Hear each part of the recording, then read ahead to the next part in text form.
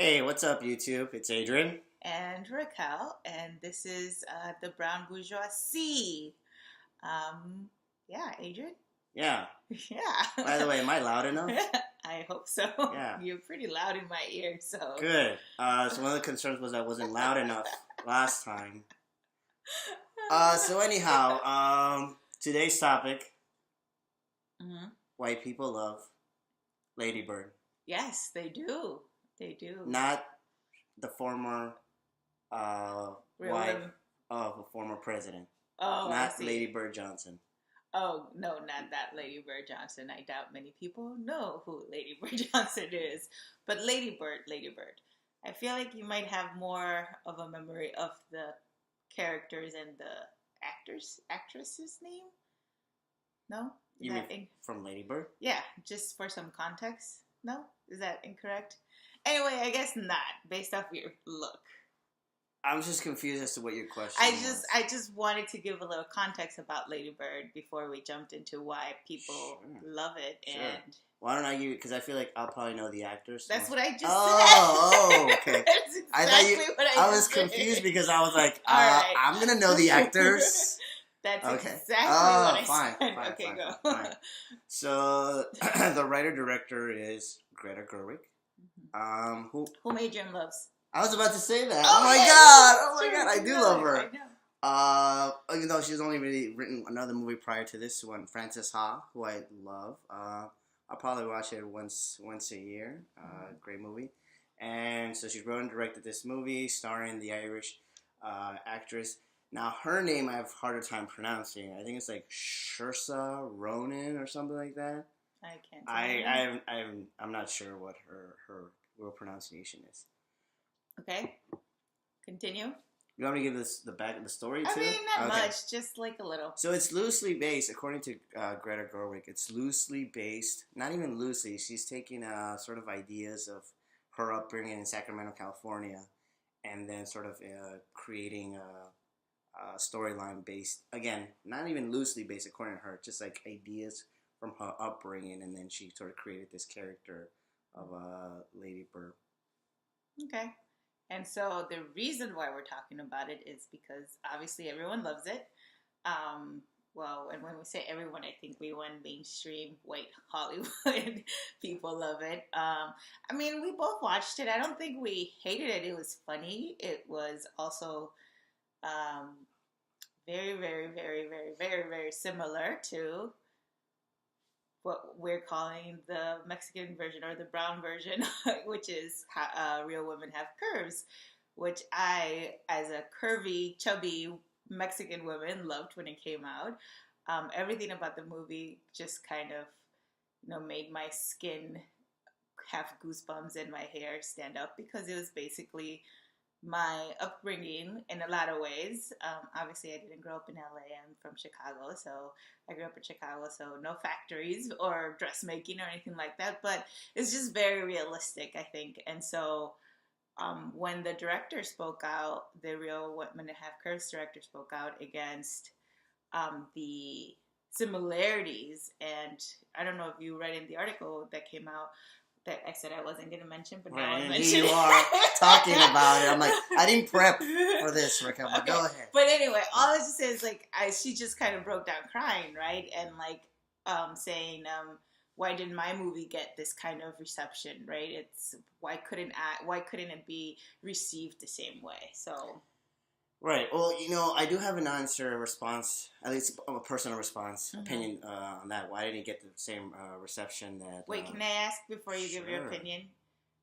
Had you watched Real Women Have Curves before we watched it together again? I saw that in the movie theater. Oh, cool. Me too. Okay, continue. But you know what? Just, again, going back to giving context, we did, like, comparison, like, similarities between that's the a movie. great idea. For those people who don't know. So, first Yeah. of all, Real Women Have Curves... I think it came out 2000, 2001. That sounds about right. Yeah, it's about 15, 16 years old. So we got a young girl in Real Women Have Curves. Yep. In Lady Bird. Similarity. Right. Yeah. Although I feel like Real Women Have Curves had like a more realistic, like, poor people.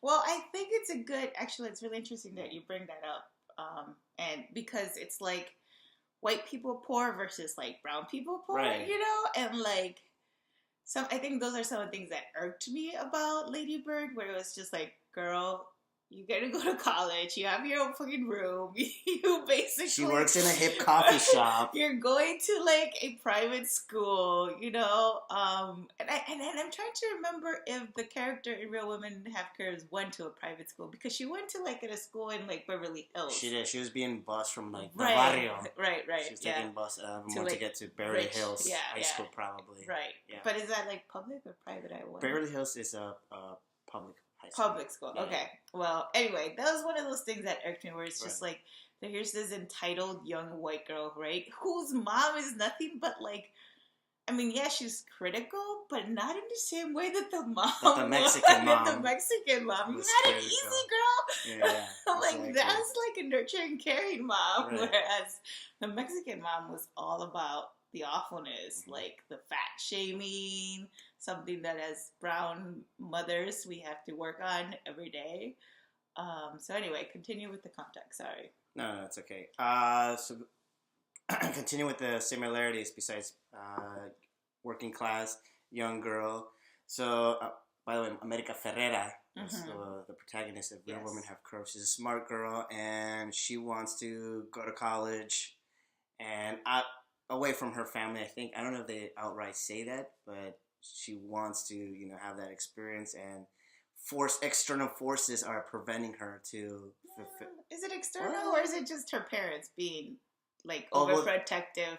Well, that's what I was categorizing as. Oh, I see. I see external forces like she doesn't have the money, or she doesn't have the money, by the way. But she's real smart. So anyway, continue. So anyhow, yeah. So I think so. Lady Bird has sort of the same obstacles, where her parents don't want her to go. No, her mom. Her dad doesn't. Right. Similar to Real Women Have Curves, where her America Ferrera's dad is more inclined to support her, but because who really wears who controls the household is really the mom, and so the mom is all like Mexican mom guilt to extra 100% million times infinity. Like, if you need a lesson on how to be a Mexican mom guilter pro, watch Real Women Have Curves, because I feel like there is no better how-to than that movie. Or don't watch it. Don't learn how to guilt trip your kids. I feel like it's an important skill. Oh, okay. But continue. Yeah. Which brings us to my answering the question you had about the director of Real Women Have Curves, saying why didn't her film receive the same response? I mean, I think there's a couple of reasons. One of them being just there isn't a lot of I don't know how to explain, like resources or outlet for like brown films in general to get like bigger publicity for like a wider audience, not just brown people. I think that's one thing. Another thing, you might think otherwise, but I do think Lady Bird was generally just a better made movie. Granted, she might have had more resources, Greta Gerwig, more access to things, therefore made it more possible for her to make a better version of Real Women Have Curves. I don't know. I mean, I definitely think that Real Women Have Curves was more heavy-handed, right, in its message and its delivery than Lady Bird. At points, the mom just... Where in Lady Bird, you sometimes liked the mom and you really felt for her because the daughter was such a brat and annoying as hell.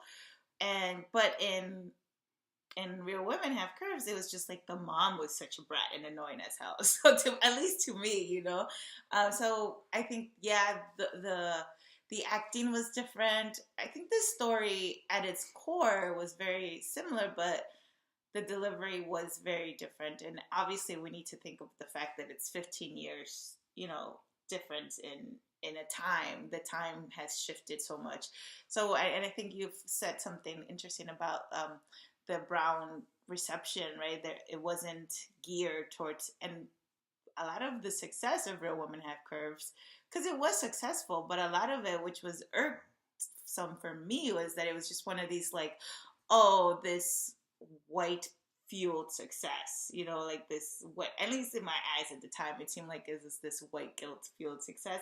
Because it was around the time like Bend It Like Beckham came Mm. out. And what was that other movie that I was just like, oh, Kill Me Now, another one of these kind of things. I can't remember the name. But it was just that very, I think I just want to think it was very related to the times, right? Like early 2000 to the Yeah. or late 2000, early 2001. So I think now, if a remake or even a re showing of the movie, there would be a different reception, because I think there is a less scared younger brown generation, like the DACA students, the Dreamer students, those of us who were um, undocumented like myself at a time and are now in our mid 30s. So I think there's been a lot of breath of fresh air in terms of not being afraid of being brown and cool, for lack of a better word, or bourgeoisie, as we like to say.